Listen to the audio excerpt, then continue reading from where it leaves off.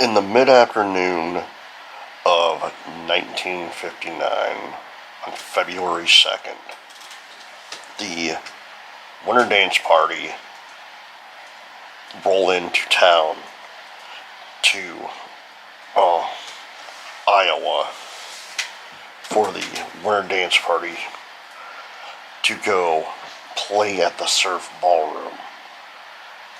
But the bus that they've been riding on has been breaking down. People have been starting fires inside the bus just to stay warm. The one of the drummers got frostbite on their feet to the point where they had to rotate people playing drums. Like Ritchie Valens played drums for the Big Bopper and Buddy Holly. Buddy Holly had to play drums for Ritchie Valens. The the weather was not great for the Winter Dance Party because they went through the Midwest from January 59 all the way to February of 59, and they were saying that it was so bad that the bus would always break down to the point where they didn't even know if they were going to get to the next stop. One of the stops that they were going to, this is from one of the acts, Dion from Dion and the Belmonts, actually said they broke down in the middle of nowhere and was stranded for several hours until a car came coming by and stopped to figure out what was going on. So when they got to the Surf Ballroom, Buddy Holly actually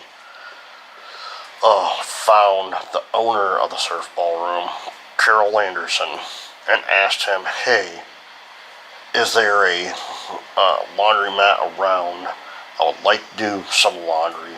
Also, I would like to get a plane to take myself and my bandmates to the next town," because he was getting tired of riding on the bus because it was cold.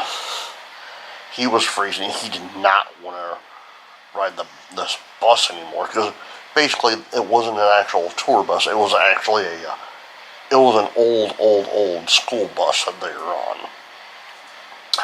So Mr. Anderson got on the phone with Mr. Fred Dwyer of Dwyer Airport, and Buddy Holly chartered a plane to take him and his bandmates. And his bandmates were the legendary. So Buddy Holly's two bandmates were the legendary country singer Waylon Jennings and on bass, and Tommy Allsup. For Waylon Jennings, he was talking to the Big Bopper, known professionally as the Big Bopper, but his real name was Giles Perry Richardson. Giles actually talked to Waylon and said, "Look, I am really sick. I would like to go on this plane if you don't mind," because he found out that Buddy was charting a plane. And he asked Waylon, point blank, I know he got this plane for you and Tommy and himself, but I'm sick.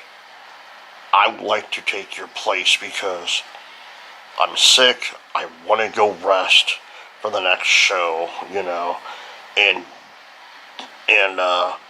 Waylon actually said, if it's alright with me, or if it's alright with Buddy, it's alright with me, because he didn't care. He didn't care if he rode the bus or not. So, Waylon, being Waylon, he's an outlier, you know. So, Buddy, he actually, this is, this was told by Waylon himself. He found, Buddy Holly, and Buddy was leaning in the back like this in a chair and says, well, I hear you're not going on the plane tonight. And Waylon looks at him like, nope, I'm not. I gave my seat to a Big Bopper because he's sick, and they've been friends since Buddy being in high school.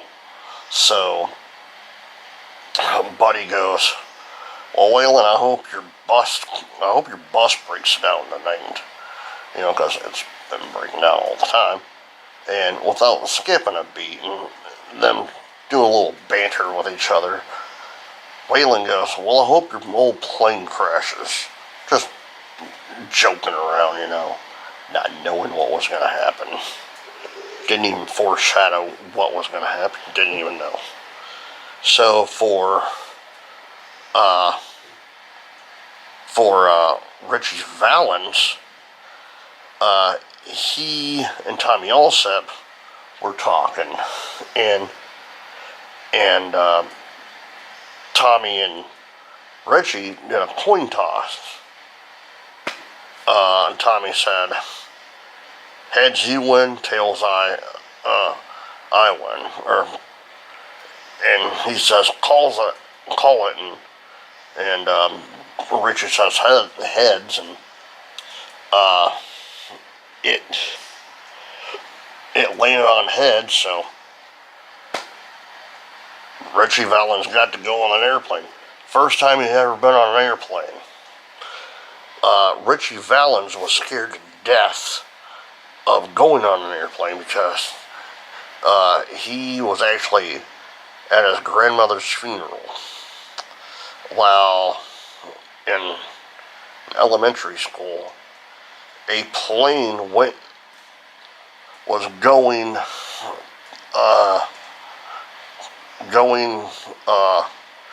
near his elementary school, and it crashed into the playground while kids were outside on the playground, and it killed his friend, and he was like deathly afraid of planes because of that. And because of that, you know, he won, and I was like, So, what happened was, the pilot, Roger Peterson, was a 22-year-old pilot, although he was only flying for maybe not even a year. And so Mr. Dwyer from Dwyer Airport, he contacted this young man and said, hey, I want you to take these guys to the next location that they gotta go to. Well, as soon as they took off, the weather changed and it started snowing very, very heavily. And they took off, and they were in a Beech 9 Bonanza airplane, which is a very small plane that only fits 4 people to begin with. So, what I've read online and what I've seen online is that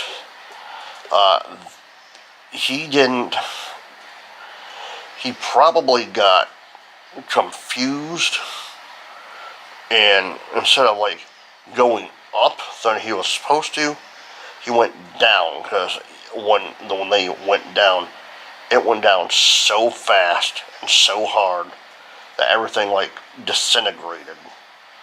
And again, this is going to be a very graphic detail, I'm going to say. Buddy Holly, Richie Valens were near the plane the next morning when they found the bodies. The Big Bopper was over the fence line, almost about a mile away from where it was. This was a violent crash that happened. Roger Peterson was still strapped into his seat, and I think, me personally, I think it all could have been avoided if they would have just waited till like the next day, like early in the next day to go. None of this would have happened.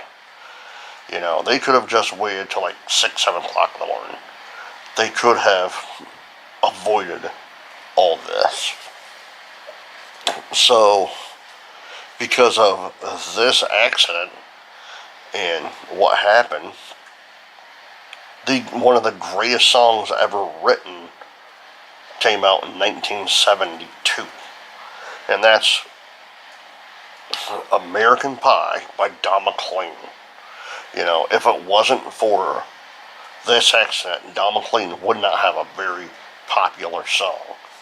And it revolutionized and immortalized Buddy Holly, Richie Valens, and the Big Bopper in such an amazing way, because this was, gosh, it happened in 59, so 14, 15 years later, because people forgot about everything, but as soon as they played that song on the radio, somehow, some way, American Pie, people heard the first verse, and they all thought the same thought. They thought that this song was a dedication to Buddy Holly, in which way it was, because excuse me, the Don McLean was a huge fan of Richie Valens, the Big Bopper, and of course Buddy Holly, because he was only,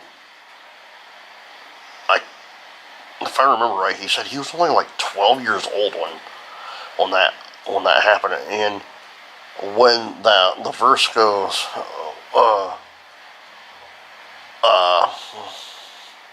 what about the newspaper? He was a paper boy, so he was one of the first people to read what happened when he was picking up the newspapers to deliver it. When it goes, bad news on the doorstep, I couldn't take one more step. He was talking about himself reading what literally took place, because even he didn't believe it. And it's one of those things. You don't realize that a song can be that important about a real life event. You know what I mean? Alright guys, I hope you enjoyed this video. Please hit the like button, subscribe button, leave comments down below, and as always, safe travels. Bye.